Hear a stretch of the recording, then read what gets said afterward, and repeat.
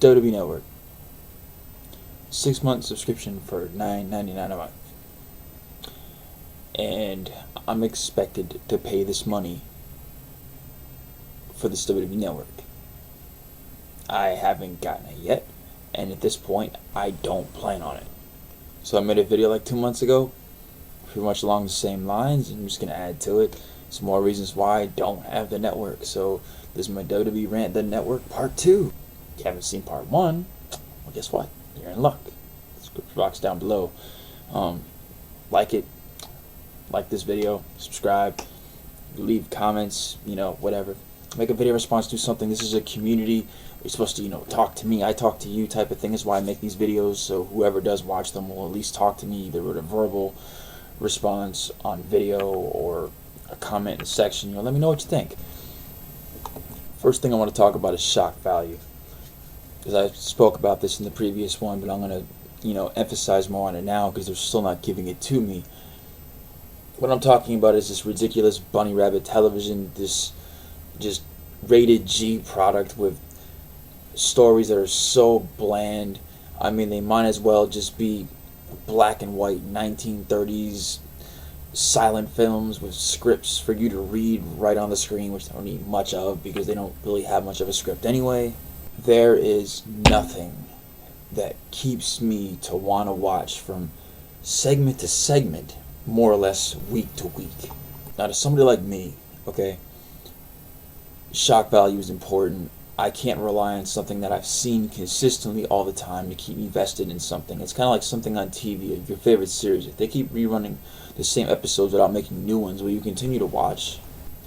And the WWE, for one, it's almost like they're putting on the same show from week to week. There's just nothing going on. It's very vanilla. There's no stories. There tends to be good matches, but you get nowhere with investment in the characters, which is why I can't watch a show from segment to segment, or Raw to SmackDown, or Raw to Raw, all the way to a pay-per-view.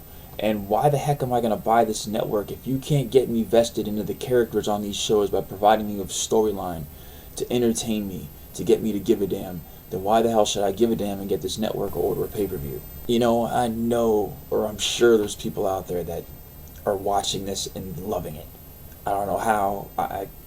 It's your thing. If you like it, good for you. You're entitled to have your own opinion. But the only thing that's good about the WWE, in my opinion, right now, is the matches themselves. Everything else around the matches is garbage. If I really wanted to have quality wrestling matches all the time, I would just go watch some PWG or something. But guess what? You know why I don't watch PWG?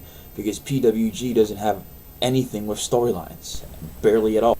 So Vince, when there's nothing to these characters, okay, when there's nothing developing for these characters, when no storyline for these characters, when there is no build-up of any kind, there's no emotional attachment that I can get to these characters, then why should I want to order your network to see these characters face off in the end of their feud, especially when I can see the match for free on Raw the next show? Nobody's going to continue to watch their favorite sitcom or whatever episode on TV if the storyline just sucks, whether it be some Law and Order thing or, I don't know, whatever other corny USA network show they have, okay? If there's no storylines to anything that any network is trying to show, then no one's going to want to watch the shows. So Vince, how the hell do you think you're going to get away with it? Which, you're not. So, if you want to keep me watching the show, then you best, do something instructive. Which leads me into my next thing, which is the writing of these shows. I've said for years now that the WWE just writes these shows on the fly, the night of the show, as the segments are going on, and sure as hell if I am right now. I mean, really. I'm sitting here, watching some YouTube videos from a couple of various YouTubers, and lo and behold, I get some information that I really wasn't trying to hear, but, kind of came out. And I was just like, you gotta be kidding me. Serious? I used to say it as a joke, because I really genuinely felt that it was written so poorly that it must have been written the night of the show.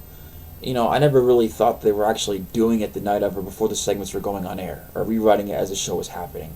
Like, I didn't think that was actually a plausible thing that they could do, which all these audibles that they're calling on these shows, is writing the show again and again while the show is going on, just proves that the WWE is just lost. They don't know what the fuck to do. I mean, hell, they got so desperate they brought The Rock back. I mean, seriously? You're going to do Rock versus Rusev? I mean, seriously? I mean, good way to bury Rusev, I guess, if that's really what you want to do. But I mean, we're getting so desperate because now Rock is hurt, or he's gone till Rumble or whatever the hell's going on, so we're going to bring back The Rock. Because it's not like we don't have enough star power in the company right now, because we're lacking. So instead we bring back someone old. Fuck being prepared, and actually have somebody ready to take the spot just in case something like this ever happens. That would be the right thing to do. But instead of being prepared and already having another star ready to pop right up, they are sitting here shuffling these cards trying to get Ambrose rushed to the top because they weren't planning to have him in this spot right now. Reigns is out, okay, Lesnar's out, okay, Bryan's out, Punk is gone. The WWE, once again, just like when they lost Michaels, okay, and Eddie and stuff like that, when people were going or dying, or God rest his soul, when Batista left, we were just losing talent. This talent was never replaced. It took them all these years up until like 2011, 12 till Punk and Bryan really got their run to find replacements for those guys. That's essentially what happened there. Now, those guys are gone. And Reigns is out. Well, he's coming back, but still, what is their game plan? What are they going to do? Because right now they have nothing. They don't even know what they're doing right now. They're shuffling a deck of cards. They have no hand, and they're up against a royal flush. This goes back to that whole 10-year plan thing that I've spoken about so many times, where we're going to jam this thing with Cena, and I was right. God damn, it went over 10 years. We're going on 11 years now, just shoving Cena down our throat. Orton's getting to that 10-year mark himself. We need a new 10-year plan, or better yet, just a 5-year plan, with another 5-year plan is set in motion to make a 10-year plan. In other words, you have a couple of guys you have lined up to go for the next 5 years. Then you have backup guys beneath those guys building just in case something happens there. And those backup guys inevitably will be your future main eventers after those 5 guys are done, after the next 5 to come. And that's a basic 10-year plan. That's how I look at it. But Cena has been that whole entire plan for the last 11 years. And if they would have just, I've said this many times, just kind of put John Cena to the side. Not even turn him heel, but put him to the side and put him in the undercard to help bring up some guys and push up some new talent, we wouldn't have this problem. Cena is so big, he has so many wins under his belt. He probably has more wins than anybody in the history of the World Wrestling Federation, WWE, World Wrestling Entertainment, whatever the fuck you want to call it. Okay, does it matter if he loses a match at this point? It's not like it's going to hurt his star power if the WWE uses him to put some people over. I mean, seriously. Let's face it, in order to be the man, you have to beat the man. And the man is John Cena. Which this leads me to the next problem that WWE has, which is they consistently just keep on looking for John Cena. Now, I know I'm rehashing a lot of things from the past, I've said these things before, but this is all very relevant, because if they keep doing this, we're never going to get anywhere, because this is the problem. They keep on trying to find John Cena in everybody that they bring up, and nobody can hold the bar to John Cena.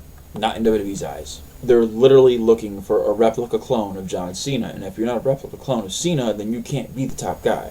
In times past, nobody was compared to Hulk Hogan, or to Austin or Rock or Bret or whoever it may be at the time. They were all their own individual characters. They weren't trying to be the last guy, because if they were trying to be the last guy, chances are they probably would have failed. Look at Bret Hart. The real big name before him, if you think about it, was Hogan. You think Bret can replace Hulk Hogan's shoes? Or fill Hulk Hogan's shoes? Of course not. Hulk Hogan is Hulk Hogan. Bret Hart is not Hulk Hogan. Bret Hart was Bret Hart. Just like Michaels was Michaels, and Austin was Austin, and The Rock was The Rock, etc.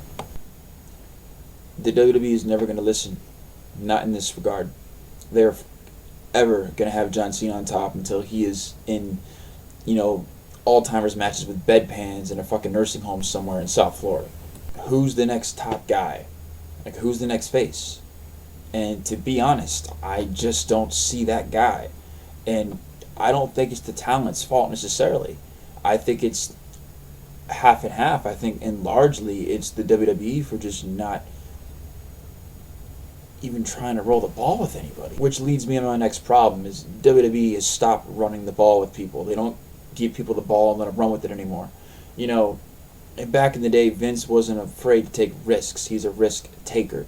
You know, you take a shot with this guy. You don't just hot shot it for one day and hope that it works. No, you build it up over time. It's what he used to do. And things would tell the story so this guy could get over. He could be this guy. And that's how all these stars like Austin and Rock were developed. Vince just doesn't do that anymore. You know, he just like hot shots things. And if this doesn't work, you know, then okay, well then it's not going to get over. He never gives anything a chance to get over anymore. Like, do you really think Vince has ever entertained the thought in his mind of John Cena possibly being heel? Which is my next big problem, is that John Cena is not heel. I mean, let's look at this, and I'll make this part short.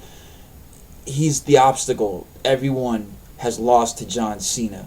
Okay, he's not the underdog at all. There's no perspective whatsoever can he possibly be the underdog when he is beating everybody in that company that there is to beat, from the somebodies, which the rest of them are just mainly nobodies. He's beating everybody. In reality, they're all the faces and he's the heel, and that's why everyone else always gets a pop when they go against Cena, because they're going against that brick wall in John Cena. They're going against that obstacle in John Cena, and that audience, that pure audience of wrestling, the people that really love wrestling, understand that for years you had this heel who was the obstacle for this face over here to overcome. And when this guy gets to Cena, whoever it is that gets to Cena, just he automatically, whether he's been built to be the most vilified and hated guy in history, will be loved because he's going against John Cena, who people look at as this obstacle, as this heel. That's why he's looked at as the heel, because he's the dominant one. He never loses. Everyone who comes against him gets... Now, if they made John Cena heel, well, actually, I mean, at this point, with the way they've destroyed the whole face-heel borderline, which essentially, if they turned John Cena heel, it would fix that line and make things right again. Not only would he put people over, but people could feel good about booing him when he's a heel and not a face. Hell, if he's a heel who's putting guys over, I might boo him. I might, you know, be enticed to buy a shirt or something. Who knows? Just maybe with a good storyline with him as a heel, booked with, say, a Dolph Ziggler, could really, you know, catapult a face Dolph Ziggler to stardom. Or whatever other mid-card star NXT guy is going to be floating in that mid-card hell. You know, just imagine what he could do as a heel and putting all these guys over. I mean, it would be ridiculous. I mean, they would have a roster for like the next 20 years to come with the amount of guys that they have down there. But, you know, maybe not that long, maybe 10 years, but still, I mean, you get my drift here. But they're not. You know, they're not doing anything to develop anybody. You know, John Cena is still this obstacle that's just decimating everybody, and because of that, nobody will ever get to the top. And unless John Cena is heel, in my opinion, is the only way that things can progress, or B, he has to go. Which leads me to my next big thing. One thing that they could do to get me to maybe tune into the product a little bit more is take John Cena off of television. You know, and I'm not trying to say, you know, John Cena doesn't deserve a paycheck. You know, I think he's a really talented guy. I think he's done a lot of great work. He's just boring now. I'm sorry, he's been boring for a long time. He's been boring to me since about 2006. It started to go. 2008, I had enough. Even if they didn't turn him heel, if they just took him off of TV for a while, I don't know, 6 months, a year, I mean, just something, and just brought him back, you know, with a little bit of a different character. Maybe he could wear something different to the ring. I don't know, some different music. You know, just be a little bit different in his persona. He could still be for the kids and stuff, you know, but just bring him back a little bit different, you know, and he'll be off of TV so long that maybe I won't think he's so damn stale, and I won't naturally just get oh my god, fuck, it's John Cena. Like, oh my god, it's John Cena. You know, who knows? You know, but with John Cena off of the television, it would really intrigue me to want to see what they were going to do to take up that slot and who they were going to push to be that guy. You know, it would give me a reason to watch more. Which leads me in the next thing, is watching more. Now I know this is going to sound really dumb, but one of my big problems with WWE now is the show is 3 hours. Okay, now I've spoken about this, in short before. I've never really spoken about this in depth, but I've said this before, that the show is like a 2-hour show stretched out to fit into a 3-hour bracket of time. Now in reality, the show is only about 2 hours and 20 minutes, 2.5 hours, whatever it is. So in my opinion, they're really taking like an hour and a half or so of television time and stretching it out to fit a 2.5-hour block. Now, maybe not everyone will agree with me, but this is just what I feel. I mean, everything in this video is strictly my opinion. It's not fact. But moving forward here, just for me, like for example, I remember a particular Raw that I watched, because I watched the whole thing, and it was the Raw that occurred after the SummerSlam pay-per-view, where I thought the SummerSlam, or build-up to SummerSlam, was really bad, but I thought the match quality was good, but better yet, the results, which were important to me because the build was so bad, the results were good. Maybe that would entice me to watch the next show. And with the results that they had, I figured, you know what? These results are good. They can really go somewhere good with this. They could do good stuff here. And I was intrigued to watch the next Raw.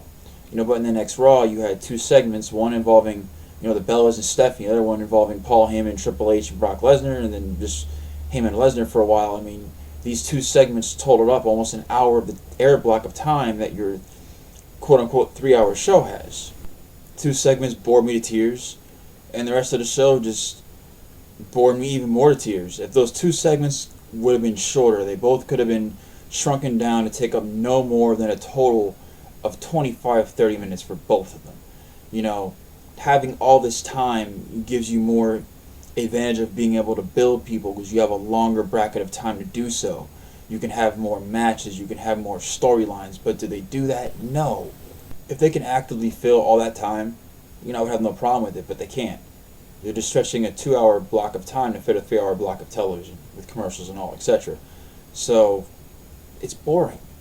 It's very, very tedious to watch. It's hard to watch a whole Raw. If it was 2 hours, maybe I'd be able to sit through it, more often, but at length the show is, I just simply cannot. I think when it was 2 hours, it was more durable for me, but I just can't do it now. Not when these segments are just drawn out for so many minutes on end that are just completely not necessary, almost to the point where these segments are almost totaling a half hour apiece. Like seriously, even right now, you have Seth Rollins feuding with Dean Ambrose, and then you have Orton and Cena for like the gazillionth time, and nobody gives a shit.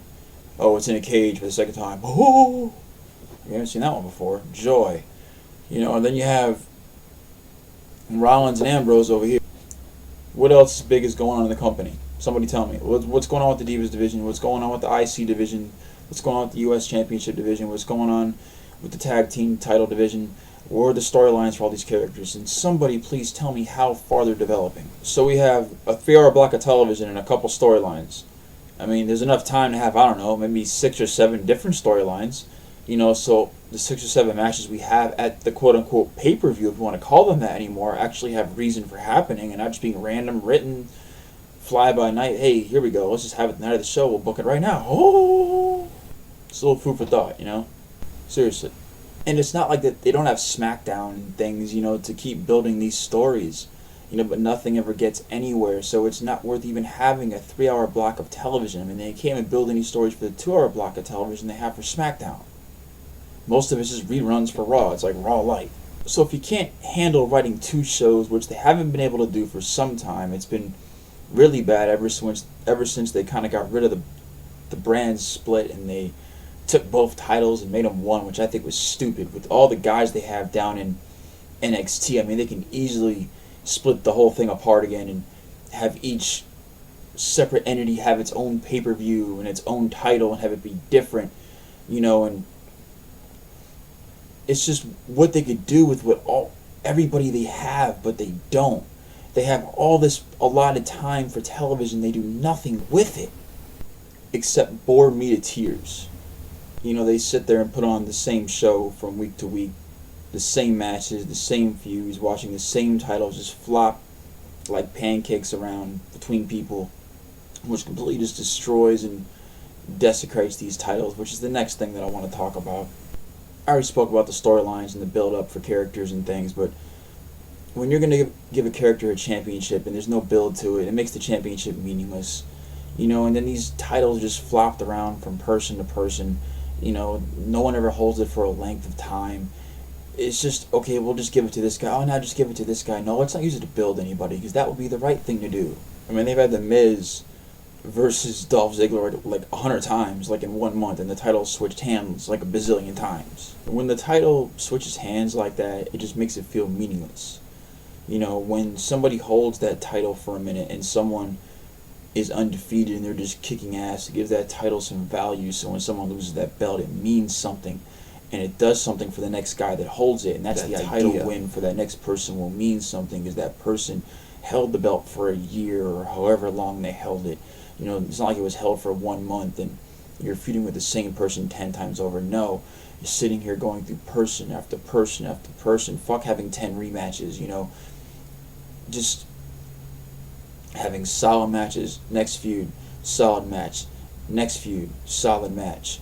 Just going along the way until finally this person gets defeated, and that defeat actually means something because this person was able to hold this title and tell a great story with it and get them over as being hated so much or loved so much. I mean, the title retains value like that, and that's why it means something to people like me, who have been watching the business for so long. These titles do mean something because, back in the day when somebody won a championship or a team won a championship, it meant something. Because everything was built, everybody had a story, and they made you care about everything that was going on. Like I said before, in previous videos a while ago, the title's like jewelry. They just give it to whoever, for whatever reason they feel fit. They don't really care, and they should. But they don't. Those titles have been used to build stars for so long, and they don't use those titles for those purposes anymore. Any of those mid-card championships. I've used this guy so many times as an example. Kofi Kingston, when he had his push with Orton. I mean, that whole thing, when Orton called him stupid because he didn't want to take the punt to the head, and I guess that's what got him buried, because Orton's cockiness and stupidity. You have a guy right here who did show talent, who did show that he had something and made some magical things happen, I think, and they really could have went somewhere with him, and now he's back to nothing. He has no character. He's been stripped of everything he was then for that brief moment to be the character that he was, and to see what he was before that and what he is now is a shame. And the fact that he has won like 1,000 mid-card championships and the guy is still nobody. He has gone nowhere. That tells you the relevance of those titles. That just tells you that these titles are for these guys down here. We really don't give a fuck about them, but these titles are for them to make them happy. And that's really what it feels like to me. And it's not fair to the guys that are fighting for the titles, because they're worth more than the championships. The guys that are fighting them are putting in their blood, sweat, and tears, and there's no stories or anything built for these titles. So when they're winning these titles, they're worthless. The guys that are fighting them are not. I mean, if the titles aren't worth anything, how can they elevate anybody? The answer is they can't. Now, another way these guys can elevate themselves with mic time, which none of them get. How are they ever supposed to learn how to cut a promo, or be able to learn how to be characters on TV if they never get handed a microphone? This is really short and sweet for this one. The guys wrestling alone is not going to sell them. I've said this before, I said it in this video. If the guys can't hold a mic and they can't invest me into who they are and their story and their journey, whatever they're trying to do, then how the hell am I supposed to get invested as a person in their character and want to see them on network that I would have to order for $9.99 a month? So the guys are green on the mic. Great. Send them back to NXT, or just put them on TV and just let them go and let them learn. I mean, you weren't afraid to do it before, Vince. I mean, what's the problem now? And for the guys, that really can't talk on the mic, we used to have managers. There's no reason that we still can't have managers. There's a lot of things that WWE is missing. You know, a lot of people are going to blame PG. It's not PG. I'll say that real quick. I have no problem with product being PG. I don't need blood and guts and all that shit. I mean, it's really not necessary. You know, as long as there's compelling television from week to week to keep me invested, to want to watch these pay-per-views and keep myself invested in the product, that's all I care about. You know, I don't need cursing and vulgarity and naked women and things, you know, to make entertaining television. I'm not asking for a whole lot here, Vince. You know, so I'm done. Y'all leave your thoughts and comments down below. I'm going to be tweeting this video out, so it's probably going to get a ton of hits. Hopefully, that's the idea. And if I get enough hits on this thing, I'm going to try to send this video to everybody possible in WWE. Maybe y'all can help me do the same. I would greatly appreciate that because I really want to get my message across. Thumb it up, subscribe. You know what it is. Peace.